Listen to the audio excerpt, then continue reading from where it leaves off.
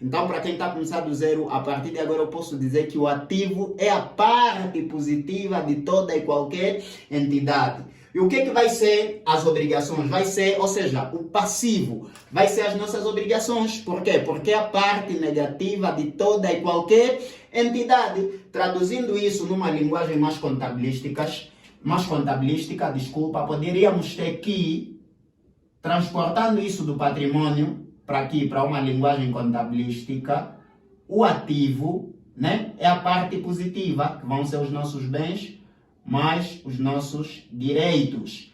E o passivo vai ser, né, a nossa parte negativa, que é a parte negativa, são as obrigações de determinado patrimônio.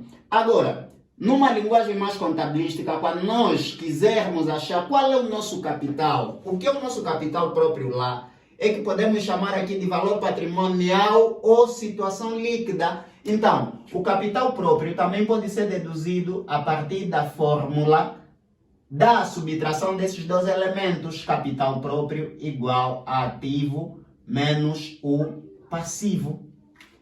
Sendo assim, nós já estamos a transportar as coisas aqui para uma linguagem muito mais contabilística.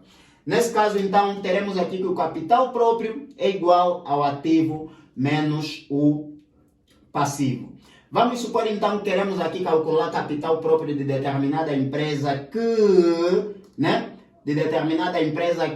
num determinado exercício econômico teve bens mais direitos, ou seja, teve bens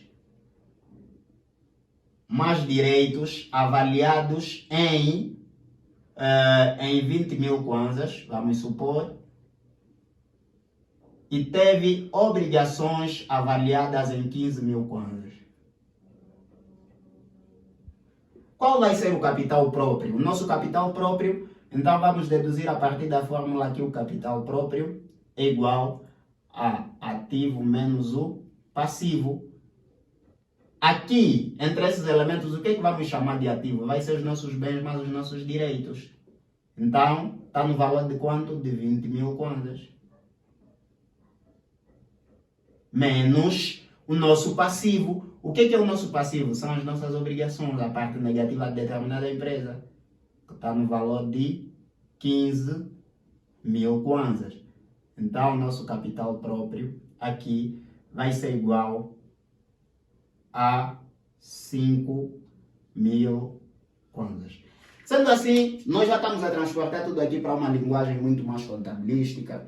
Agora, normalmente as pessoas surgem na dúvida, afinal de contas, como é que eu posso ter um exemplo prático de um ativo, de um passivo? Como é que eu posso exemplificar todas essas coisas? Normalmente, pessoal, nós vamos ver que quando determinada entidade, vamos supor, por exemplo, um armazém, né? Vamos supor um armazém que comercializa produtos alimentares, por exemplo, comercializa caixas de óleo, produtos alimentares a grosso.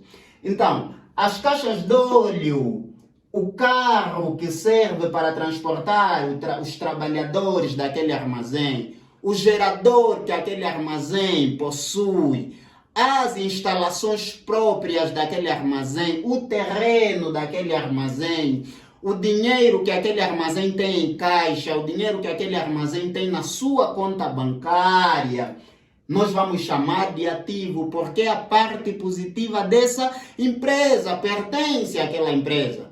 Só que acontece em determinadas situações em que certos clientes vêm e compram algumas coisas nas empresas sem pagar, ou seja, fazem quilape, levam algumas mercadorias de dívida.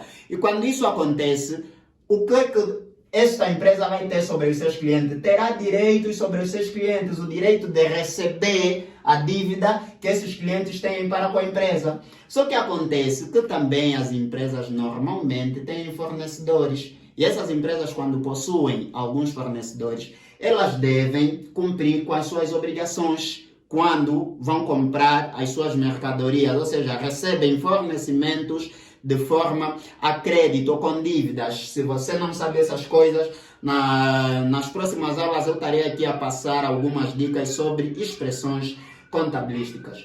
Ora bem, fazendo um breve resumo, já estamos aqui a terminar.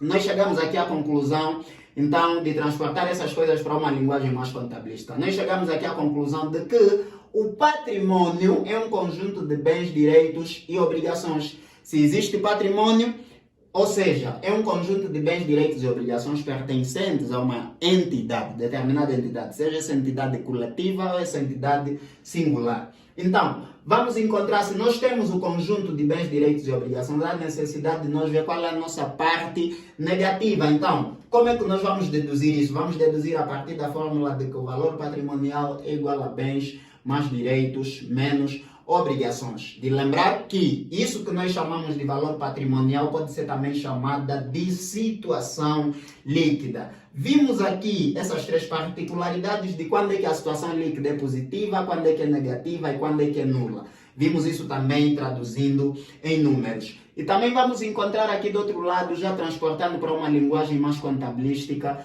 que o conjunto de bens mais os direitos podemos também chamar que é a parte ativa de determinada entidade e as nossas obrigações é a parte passiva. Então, a diferença do ativo menos o passivo, vamos encontrar aquilo que nós chamamos de capital próprio, que de facto nos pertence e surge da fórmula de capital próprio igual a ativo menos o passivo.